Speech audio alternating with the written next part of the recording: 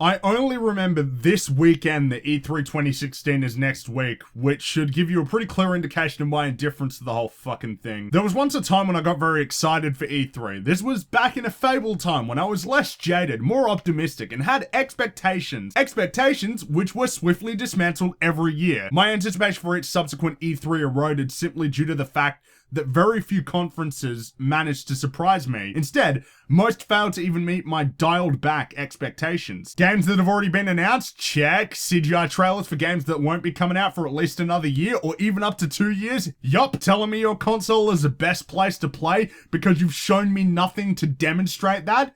No. Is what I'd be saying if it was opposite day. Off the top of my head, I could rattle off 20 major titles we will definitely see and the format in which they will be showcased, which is not a good sign. The fact that I can probably accurately guess when each game will be shown during each conference is a telling indication of the stagnation of the industry. That's not to say I'm not interested in any of these games. I absolutely am. I'm very keen on seeing some gameplay for Titanfall 2 and the new South Park game, as well as finding out some more information on Deus Ex Mankind Divided, For Honor, and a bevy of other games. I'd be lying to you if I said I didn't care at all about E3. The issue is that when I know what I'm going to see, there's not that much to get excited about, especially when taking into consideration that what we see isn't necessarily what we're gonna get. I contemplated doing 3 separate videos for the 3 major conferences like I did last year, but I quickly realized how little 2 of these 3 companies are going to have to show. So instead, I'm only gonna subject you to 1 video, and I'm not gonna spend ages going through the stuff we already know. Gears 4 is probably gonna be at E3? Oh, really? I wouldn't have fucking guessed that. Cue the "you're an Xbox hater" comments. After all, I'm actively looking for a reason to bash a console I foolishly bought in good faith. I'm not expecting that much from Microsoft in all honesty because I simply do not believe that they have many unannounced games in the works. Microsoft are beginning to act like Sony in that they prematurely announce their games well before we can reasonably expect them to even come out. Scalebound and Crackdown 3 were both announced 2 years ago, and to this day, we've seen dick all outside of CGI trailers and 2 very undercooked demos. The key difference between Sony and Microsoft though is that Sony have more in-house teams, so when they announce games prematurely, they've still got previously announced games releasing in the current year, providing a healthy flow of games, albeit thin, compared to their PS1 and PS2 offerings. We know what most of Microsoft's teams are working on. We've got Gears 4, Halo Wars 2, a new Forza, likely Horizon 3, Crackdown 3, Scalebound, Recore, and Sea of Thieves when it comes to major Microsoft titles, of which many are coming to the PC. On top of that, this isn't a healthy list of games. I'm pretty sure Crackdown 3 was supposed to release within the next 3 months. That simply is not going to happen. Same goes for the likes of Recore, even more so considering it's being developed by Concept. Unless I'm forgetting something, these are all of the games Microsoft's major teams are working on, and when half of these games simply aren't going to release this year, what am I supposed to get excited for? A CGI trailer for the next Halo game? I'm sure there'll be multi-platform games on the stage, but I don't care about that because I'm not interested in half of them, and I'm gonna get them on my PC anyway. In the way of Xbox One exclusives, I might as well give up and throw my Xbox One into a fucking incinerator. But you'd think there'd be a few more high-quality releases from Microsoft themselves this year.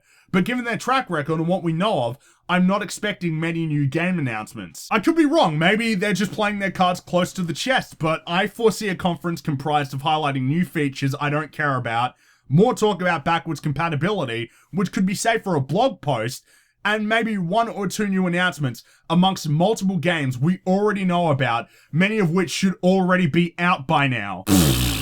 The way I see it, Sony are coming into E3 2016 largely unopposed. They've started the year out strong with Ratchet & Clank and Uncharted 4, and they're probably going to be tying out the year with Horizon and the new Gran Turismo game. In the way of new announcements, I think there's reason to suspect some new games. We already know that multiple Sony teams are working on currently unannounced titles. Santa Monica are likely working on God of War 4, which could potentially come out this year given Santa Monica's usual release windows. An official announcement for The Last of Us 2 definitely isn't off the table, considering The Last of Us was announced only about a month after Uncharted 3's release. Sucker Punch are currently working on a new game, and considering Second Son released over 2 years ago, I imagine we'll see something here. Same goes for the likes of Sony Bend, who are working on their first major PS4 release. On top of this, there are already a few Sony games we know of that we'll obviously see more information for, like Horizon, Detroit Become Human, Dreams, and probably something else I've forgotten, as well as likely many indie games as well as third parties, which, as I stated before, I don't really care about when it comes to discussing the conference of a console manufacturer. Now onto the interesting topic. There have been some rumblings about a new Crash game,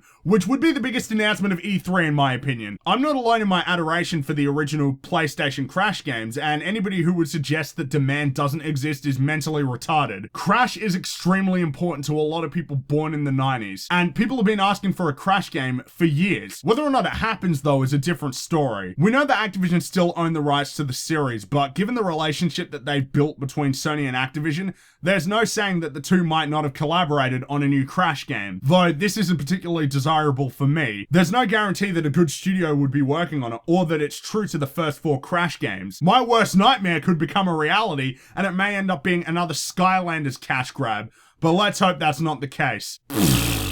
Zelda. That's it. That's literally it. This is going to be less of a discussion about Nintendo's E3 presentation since there's nothing to fucking talk about, but instead a discussion about Nintendo as a company and their future, because I simply can't keep cutting them slack when they make such illogical business moves. In my opinion, it is indisputable that Nintendo has the strongest lineup of first-party IPs in the industry. Not only do they have the largest bevy of first-party titles, but many of their IPs are consistently great. Mario, Zelda, Metroid, Smash, Star Fox, Pikmin, Yoshi, the list keeps going on. Nintendo have made some of my all-time favorite games, so when they announced that they're only going to be showing one game at E3, my head is naturally gonna explode. Nintendo has a new platform on the horizon. We don't know what the NX is, but we do know that it's significant. After the poor sales of the Wii U, Nintendo needs to market the hell out of this thing and build bridges they burnt years ago. That means coming out strong with a solid lineup of first-party games, proper third-party support, and good network infrastructure. Most importantly, they need to make this known. They need to generate buzz. The opportune moment to do this is at E3. The fact that the NX is less than a year out from release warrants a showcase at E3 because this is when more of the mainstream audience pays attention. Say what you will, but E3 is still the largest annual gaming event in terms of overall significance. And when most people don't watch the directs while millions are watching E3, this is the opportunity to start marketing a system we know nothing about. Instead, you thought it was pure genius to show one game that not everybody is going to be interested in and cannot possibly be good enough that in your eyes, it needs 45 minutes to be shown off.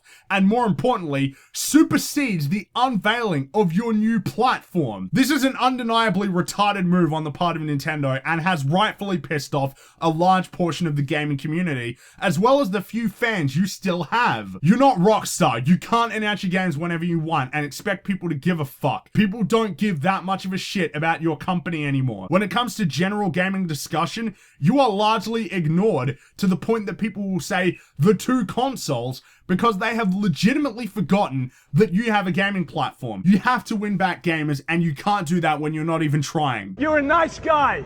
You're a nice guy, but I don't fucking cut it when you're bullshitting and fucking around like this on set. Yeah, you might get it. He doesn't fucking get it. I get it. You might. I get he it. does not get it. And good adjustments. So you can probably gather that the only conference I'm interested in is Sony's, and even then I'm expecting to be bored for about 30 minutes of the conference. Basically, I don't think E3 2016 is going to be all that great, and I'm not saying that to be a contrarian or because I'm biased or something. I really doubt that I'm going to be blown away. Unless, of course, a new Crash game gets announced, in which case, best E3 in years. Of course, I'll still be up all night watching all the conferences, since I just can't help myself. I have an insatiable desire to be a snarky prick during the conferences and belittle all efforts to impress me, because I really am that crap to be around.